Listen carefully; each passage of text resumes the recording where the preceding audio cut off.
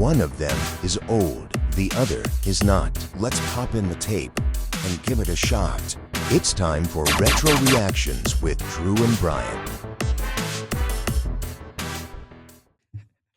Today's movie is one of those rare ones where it doesn't matter how many times you've seen it, you still get pulled in immediately. And we're talking about the movie Back to the Future. Time travel, DeLoreans, hoverboards. Well, movie basically shaped what people think time travel even is. Right. And somehow it's still like really, really tight as a movie, like structurally.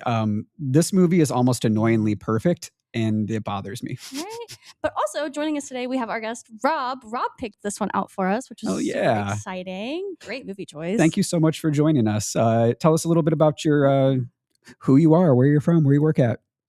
Rob, I'm currently in Arlington, Texas, originally from St. Louis. Been piercing for almost 15 years now. Currently at Urban's Tattoo and Piercing South. Excellent. That's awesome.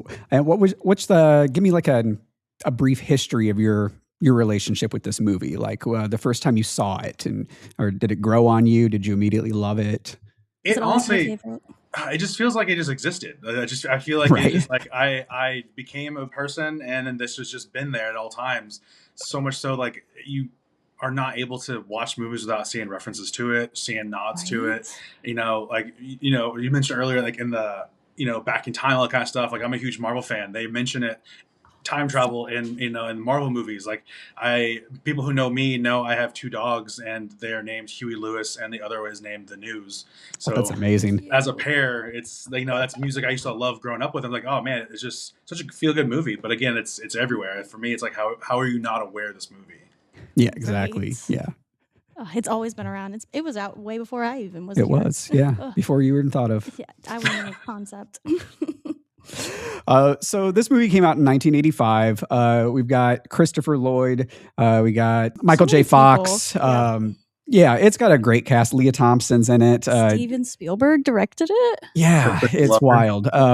So we open up with the iconic tracking shot through Doc Brown's lab, which is just bonkers. There are clocks everywhere, including, did you notice the Kit Kat clocks at the beginning? I didn't. Yeah. No, I'm going to have to go back and yeah. I'm going to have to see that. I have a small obsession with these Kit Kat clocks that hang on the wall, and the tail goes back and forth and the eyes move back and forth. And I have like a side business where I repaint and sculpt them and make them into different characters and creatures and stuff like that. So I saw those and I was like, that is really cool. And there was an owl one and there was a dog one. They did that April Fool's with the dog one. Right? And I've been wanting one since I saw that. Yeah.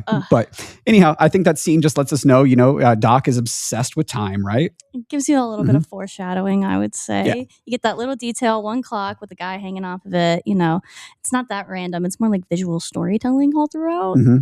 Yep. And then we meet Marty McFly, who's played by Michael J. Fox. And I guess right away you kind of understand him. He's late, he's scrambling, but he's somehow super confident still. I mean, confident enough to plug up that amp, that massive speaker, and nuke the room and himself. Right? Absolutely blows up in his face. Which, I don't know if you noticed this, Rob. Do you get, maybe this was me just linking up weird things, but I felt like it looked like that old Magnavox commercial where the guy sits down in his seat and he turns on the TV and it's just like blaring crazy at him. That's kind of the vibe I got from this when he hit that guitar and the speaker shot him across the room. Oh, did you grab that, or was that just me? That. I was kind of getting, for me, I kind of got more like Twisted Sister, like Dee Snider, like that music video where like the dad comes right in, just like the music's blasting. Like that was kind of more the vibe I got from it. Yeah. But I mean, still, I feel like every kid that you wanted to be, or you kind of thought hopefully you maybe were. Yes. Okay. I remember when I was learning how to play music and I always wanted it as loud as humanly possible. Of course, yeah. So that was really my feeling on it. I was like, yeah, loud music, let's go. Yep. And now I have tinnitus. I'm sorry. Oh man. Yeah, right. We find out a little bit about the McFly family, right? And depressing to say the least. Yeah, super depressing, right? Dad's kind of a sad little guy. Oh man, completely defeated. And his mom, who's played by Leah Thompson, is just bitter as hell and drinking constantly. And then you have Biff, who's just blatantly a giant bully in his own house, not even trying to hide it, just bullying people for the fun of it. Yeah. it's important because this movie isn't just a time travel movie, right? It's about fixing your family's trajectory. Right? So do you think Marty understands how bad his situation is, or do you think he's just used to it? Like, do you think he's self-aware of his family situation? I feel like in that moment, he's not so much so. But the thing that I really kind of enjoy about the movie is because it almost feels more about a movie about George. Because as the movie progresses, not to try to get too far ahead of it, but you kind of see where Marty thinks he's cool. He thinks he's this, he's into rock music, and he's just like, oh, I'm just struggling. I'm just kind of nervous about this. And as the movie progresses, he sees himself like almost parallel to younger George. And I feel like that's kind of the cool story of it all. Like he almost realizes how much this is, it's about him and his dad, very similar in the stories of his dad. And I feel like it's kind of a story of like family trauma where it's like you can kind of come of that. Yeah. And again, like you said, he doesn't realize it maybe then in that moment, but I think it's later as the movie's progressing and he's experiencing these things that he thinks are just uniquely his own experiences that, oh, no, 20 years ago, my dad experienced the exact same thing. That's a good take. That's really good. I hadn't even considered that, but no, that makes perfect sense. Yeah. I've always thought it was a story about George, like the entire time. Like the comeuppance is George, the underdog is George. Everything is through the lens of George, or it's George just through the lens of Marty. Yeah. Yeah. Interesting. I didn't even clock that. That makes so much sense now, though. Yeah. I'm like rethinking the whole movie from this point of view, and I like that. I like that even more, I think. Yeah. All right. Well, next up, we meet Doc, who's played by Christopher Lloyd. He's in the Twin Pines Mall parking lot, right? And just that immediate chaotic energy of a mad scientist we all know and love. Yes. But the DeLorean reveal, still one of the coolest introductions ever. Iconic. Yes. Fun fact, there was almost a refrigerator instead of a car. Really? Yeah. They were thinking about doing a fridge instead of a car. I don't know why. The car's so much cooler. Would have been a terrible idea. Kids would have mimicked it and tried to climb into the fridges, and then they would have died. Like this movie is sponsored by GE. Yes, yeah. That might be why they didn't do that. I feel like, kids are gonna do this imagine just like and stitch washer dryer situation. Yeah, imagine just like a bunch of people who just love Whirlpool instead of like DeLorean. Gotta love DeLorean a little more. Yeah, Whirlpool needs to step it up with their sponsorships. Apparently, they gotta get on top of it. A couple years ago for APP conference, I wanted to get a DeLorean to have at our booth as just like a prop type thing. And so I found there is a place in Las Vegas that rents DeLoreans for this type of reason. And I'm like, let's do it. Let's run this shit, right? It was going to be like 10 grand for like 2 days to have it there because they would bring it in, but there's like all these rules about like there can only be so much fuel inside of the tank when it's brought inside the building. And then like no one's allowed to touch it. So you have to pay for a full-time person that's on staff by them just to watch the car to make sure no one touches it. So no one could sit in it or anything. It didn't seem worth the money, but I thought it was neat that you could actually rent a DeLorean. Was it like just any random DeLorean, or was it like actually? No, it was all decked out. It was decked out like the movie. Okay. Yeah.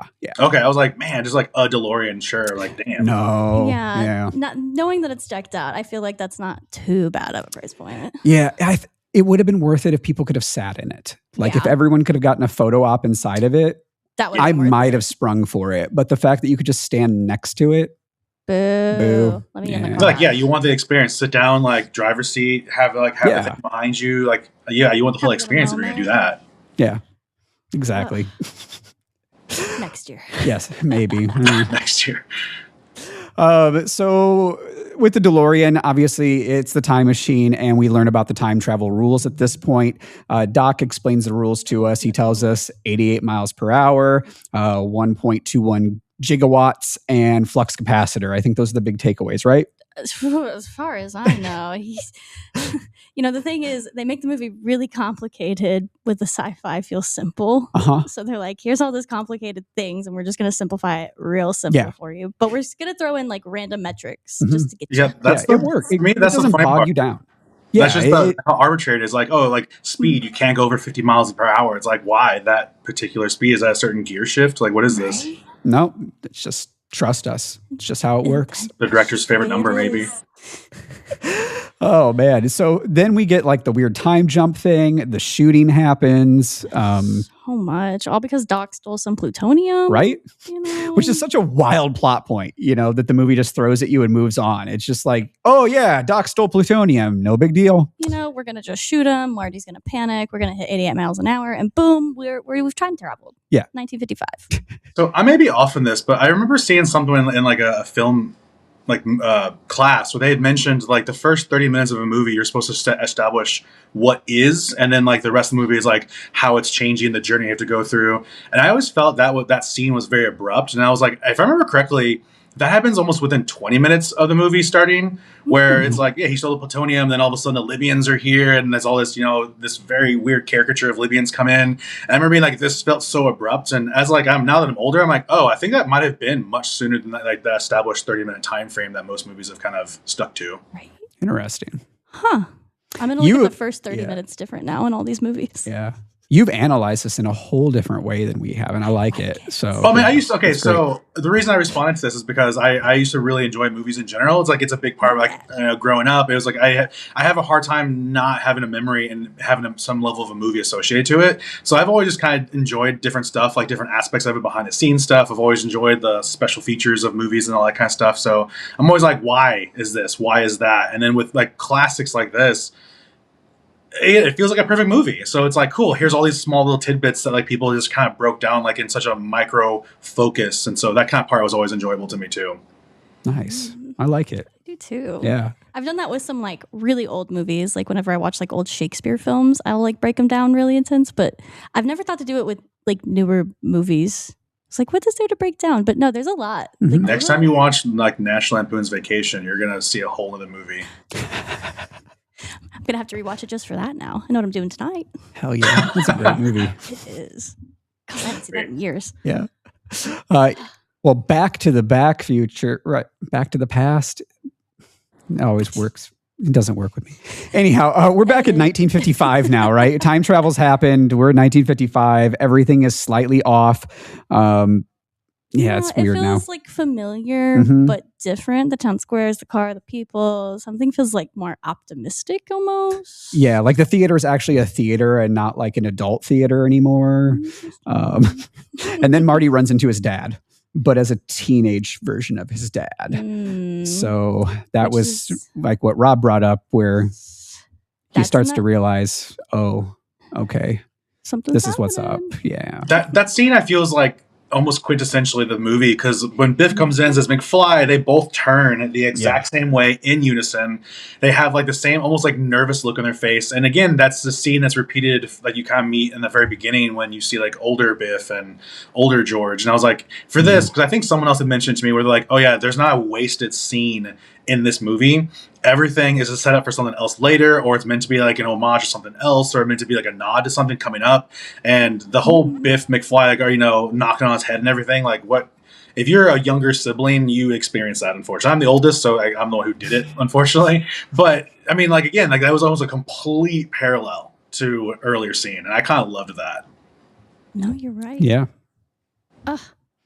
Well, we do have a problem, though, and it's that Marty accidentally interferes with the parents' meeting. Leading to one of the most uncomfortable plot points, in my opinion. His mom falling in love with him. That was crazy. And this movie commits to that. Just a little bit. Just a little. Does that storyline work for you, or does it get like weirder the older you get? Because it definitely gets weirder for me the older I get. I felt like I totally understood it when I was younger, and now that I'm older, I'm like, that is definitely the most uneasy part of it all. Like, Sigmund Freud would have loved this movie. Yeah, I think we could go down a whole other conspiracy rabbit hole on this one that I'm not going to go down. I think when I was younger, I didn't realize how into him the mom was. And now that I'm an adult, I realize. Yeah. I'm like, oh. The Calvin Klein reference really creeps me out now. What's that? The Calvin Klein reference like totally creeps me out now. Hilarious. Right. Too. So watching this again last night, I had not watched this since I was probably in my early teens, maybe. So it's been a while since I've seen it. And I'm watching it and I'm like, she said Calvin Klein was a designer in 1985 and popular and people knew that? Because it didn't, I grew up in a very small farm town community in the middle of Illinois, so anything trendy took about 20 years to reach us. So I never heard of Calvin Klein until I was damn near in high school. So Calvin who? Yeah, I'm like, Calvin who? What? So anyhow, they were just on top of their trends. That's really what it was. Yeah, it's just kind of like a little small like nod to be like, oh, that's how cool Marty thinks he is. That he's trying to up and up with like the even fashion. Mm-hmm. Exactly. Yeah. Yet his mom is all like, yeah, everyone writes their name in their underwear. It's still creepy. Such an it's 80s so thing creepy. to do. It is. Yeah, this movie is very 80s. So Marty ends up finding young Doc, and then this is where the movie like really starts locking in. Right. And that's where you get like the really crazy Doc. His reaction to time travel is perfect, skeptical, instantly obsessed. We really get mad scientist, which I love. Yeah. Fun fact, the script was rejected over 40 times because studios thought it was too confusing. Oh. So all the best movies were. They got there. They did. You know? Mm-hmm. Maybe that's why it's like a little easier, simplified sci-fi. Said we got to uncomplicate it quickly. Yeah. And it could be one of the reasons this movie like works so well, is because there was so much revision done to it. That's fair. I see that. Yeah. I was just going to say with Doc, like, I kind of love that, again, he becomes such a huge, grand archetype of, like, mad scientist here. Like, this, like, anytime you see a mad scientist, like, you're seeing essentially some variation of Doc here. Like, Rick and Morty is essentially exactly what this is. Yeah. Yep. I love that he, like, created his own, like, unique character, and now everyone's kind of trailing off of that. Yeah. Yeah. I loved it. And, now we get, like, the real mission, which is Marty has to turn his dad into a confident person, like he is. Because George is not. He's just a little awkward. He's a little terrified of confrontation. He's a peeping Tom. Oh, a little bit. Again, creepy, a little creepy. Yeah. And it sets up the biggest theme of the movie, which is changing your future by changing your actions. As we learn, not really the greatest thing to do. It kind of fucks up the future. So it's not easy. And Biff is like a very grounded villain. He's not trying to take over the world. He's just a bully. So. Which makes him more believable. I would say so. Yeah. Like that's someone you encounter in real life. You've got that guy that's just like mean for no reason to everyone. Like, almost again another stereotypical bully too, if you think about it. So, yes. The pure archetype of a bully. Yeah. But everything gets messed up. Marty decides he's going to set up this enchantment under the sea dance plan because that's where his parents, I think they first met or first kissed or something like that back in the day. So he's trying to make that whole thing happen again. Just a master manipulator at work. He really I'm gonna is. take this story and bring it to life. Yeah. But he has to because he's fading out of existence. And we see that by those photographs that he's looking at. And he's just disappearing, It's weird. Effect. His siblings disappear. It's creepy. It's so creepy. Yeah. But it's a good visual effect for, like you're running out of time. And it's a reference we see a lot after this movie. Yeah. I've seen it in many places since then. Yep. So the dance happens. Everything starts going to shit, right? Biff shows up. He ruins things in Biff fashion. But George finally stands up for himself and he goes over there. And even though he thinks that he's going to punch someone else, he punches Biff and knocks him the fuck out. Turning point of the entire movie right there. He's done it. Yeah. It was his Do you think George's transformation... What's that? It was his comeuppance. That was the comeuppance right there. He had to do it. Yeah. It had to happen. And he did it. I was so excited when it happened. I was so shocked that he did it too. I felt like I forgot that ever happened originally when I first watched it. Yeah, I cheered him on a little bit. In all honesty, so got excited. I remember. That scene was really like crucial. But I remember the scene that I feel was more like, oh wow, was afterwards where they're in the dance and they're dancing. I think it was a little redhead kid came up. He's like, "Excuse me," and butts over and like knocks him off and starts dancing. You're like, "Oh wow, that was just a one-off situation. He's actually not that brave. Like it just worked out that one time because he was in danger himself, And then he stands up for himself again, and that's where I was like, "Okay, you got it. This is his story. This is about him." Some changes. Yeah, like that change was for him too. Yep.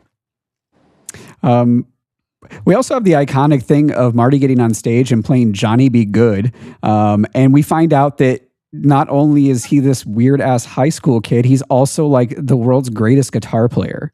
Like he shreds rock music in this timeline.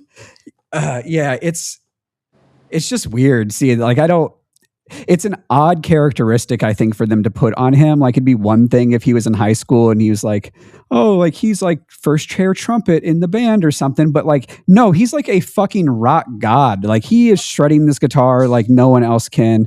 And I don't know. He's just good. He's just a prodigy, apparently. Gotta get better. Yeah. Well, I feel the thing I liked about that was, again, more parallels, because earlier when Marty finds out that George is writing these stories and all that stuff, he's like, I didn't know you write. And he's like, yeah. He's like, well, I can't publish it because what if someone doesn't like and thinks I'm a failure and all these things? And he's like, oh, I get it. Because you kind of see that's the earlier scene where he has that same thoughts, essentially, when it comes to his music.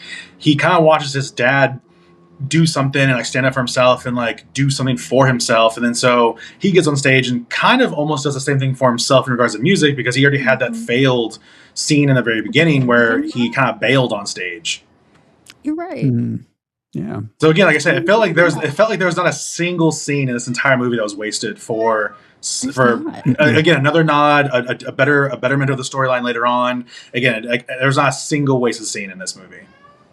You're right. Yeah. I didn't even connect those two, because in the beginning I was like, yeah, he is good at playing.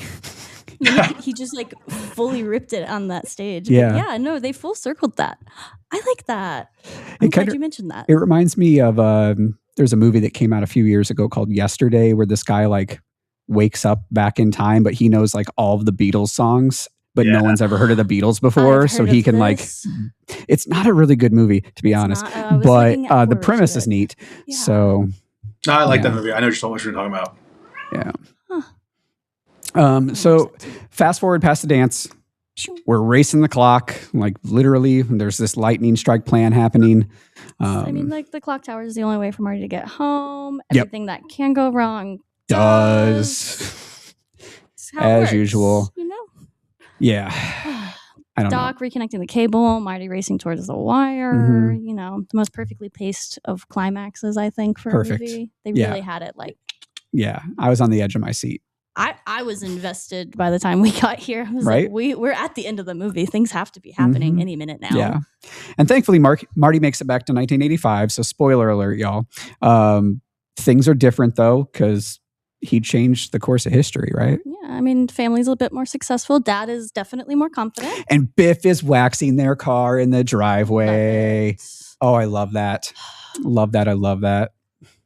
And he's not even doing a good job, too. Like, George calls him out and he's like, hey, don't be taking shortcuts, bro. I already see you lying to me. And he's like, oh, man, I'm sorry, George. Like, no, it was good. I enjoyed that. I think a lot of this movie is bringing up like childhood bullying to me and seeing like the revenge that's gotten. And I'm just like, yes, like it's possible. 8-year-old me is real excited about this. One thing I loved about that, though, in the future. Well, the thing I love most about that is because it almost kind of shows you who George is as a person, because he's this kind of nerdy, kind of, shy, meek kind of person. And then when he actually has the movie flips and, they're back in the future or back in the present, I guess at this point now. And Biff is answering to him. He's not abusing Biff. Sure, he's being snappy and he's being a bit more matter of fact now because he has more confidence, of course. But he's not by in turn being like the asshole that Biff was to him. No. And again, that's why I'm like, I feel like this movie is about George, and that's why I was like, it's his comeuppance, and his peak and climax to the story was still him being a good guy and still like not almost having that revenge that I feel I probably would have wanted to have had it been me. Right. He has amazing character development. Mm-hmm. Yeah. Like truly, and he's got the most character development out of any of the characters for being like a side character. Yep. Even though I would have to agree with you now that we've talked about it, that he's really more of a main character and more story focused about him. Makes sense. Yeah. And and then Doc comes back from the future. He's alive. Mm-hmm. Because Marty warned him, put that letter in his pocket, right? He let him know. Let him know what was up. Just gotta slip that in there. And then they're off to the future. Mm-hmm. And the Doc gives us that great line at the end, which the where we're going. We don't need roads. Yeah. So did y'all see the small little nod to the twin? Was it Twin Pine Mall? Yes. Yeah. Right at like the end. Yeah, where he knocked over the pine as he came in, or went back to the future, and then came back, and it was just a solo pine. Mm-hmm. Actually, I did not catch that. Oh, for real? It was weird. It was weirdly there, and I was like, I feel like something's very different about this now. Okay. Well, yeah, I couldn't quite put my finger on it, but you're right. Yeah, because when the movie starts, it's called Twin Pine, if I remember correctly. And then when he goes back to the future, or he goes back to the past, and like kind of the car crashes, he knocks over one of the pines, and so when he goes back to the present, and it's like everything's changed now. It shows. I think it's called like Solo Pine or One Pine, because there's now one tree got knocked over. They lost a pine. I like it. They have to fix it. Again, small little nods. Like again, it's so cool how much they do it all with that. They're very detailed with like their background work as well throughout all of this. Like there's nothing, there's always something happening, and it's always relevant to what's actively going to happen. I really like the way that they foreshadowed a lot of this movie. They did a great job with that. They really did. Genuine classic. I have a conspiracy angle though. Okay, let's go. All right. Here's my theory. Marty is creating an alternate timeline where he actually replaces a version of himself that grew up with successful parents. Okay, so this is not our original Marty anymore. No, he benefits from a life that he never even lived. Oh.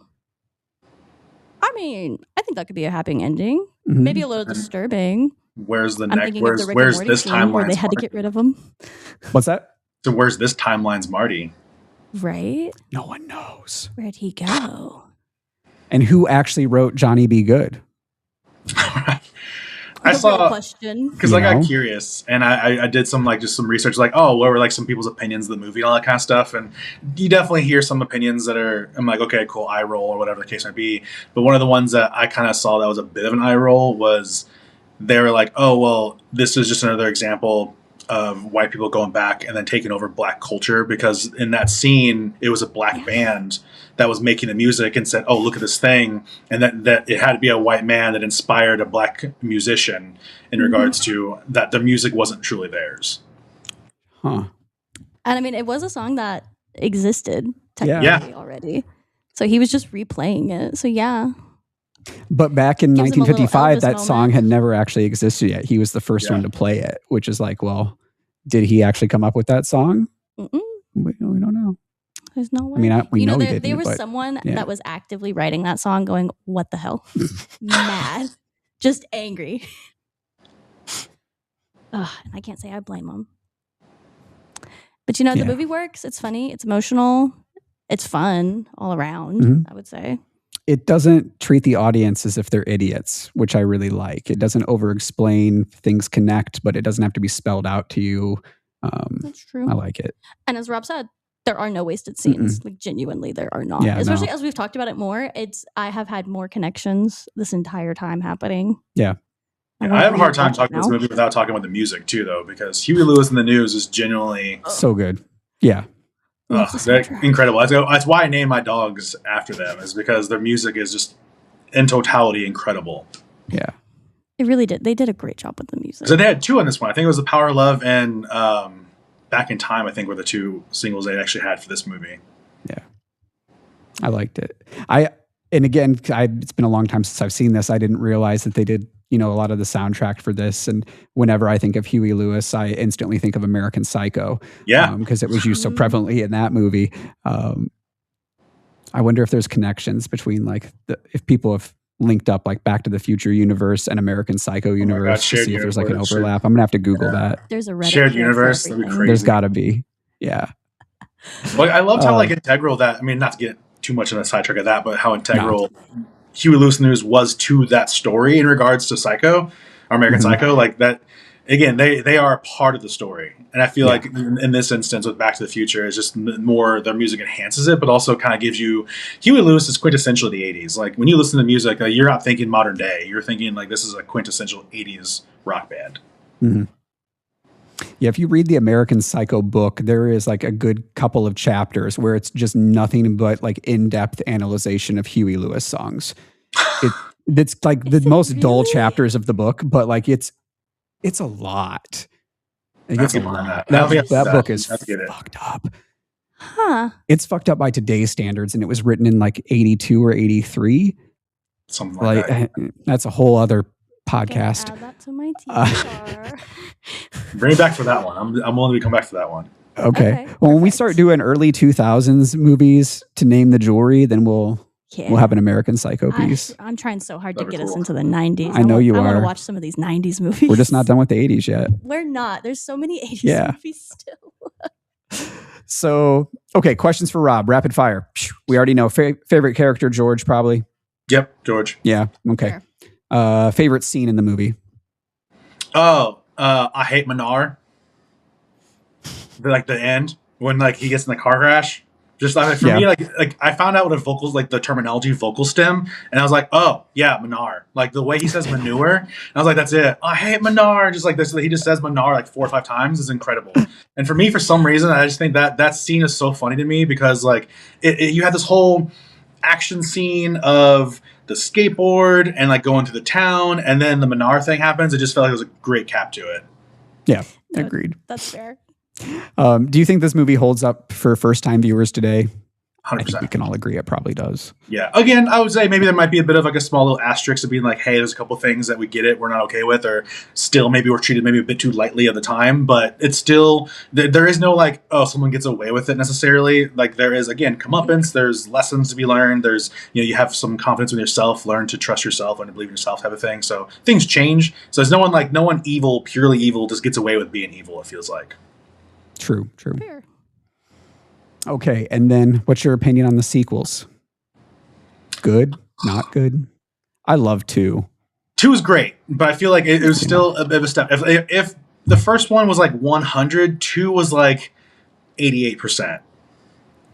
And then the third, it was like, man, it didn't even feel the same. It felt like you guys were just trying to hold on to like the money coming into it. So it's one of the things that whenever you compare trilogies, I feel like if we're going by the standard that the first one holds the weight of the entire trilogy, still incredible. But if we're talking about how like equality across all of the trilogy entries, this one definitely is slacking. I feel it just tapers off pretty severely in the third.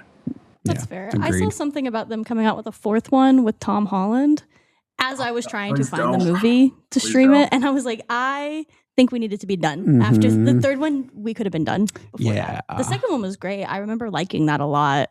And I want to go back and watch it again since I've rewatched this one. Also, Tom Holland is an incredible Spider-Man. Unfortunately, he's not the best actor. Like at least, and not even my opinion. It's if you look at his box office, anything that hasn't been Spider-Man, he has not done that well.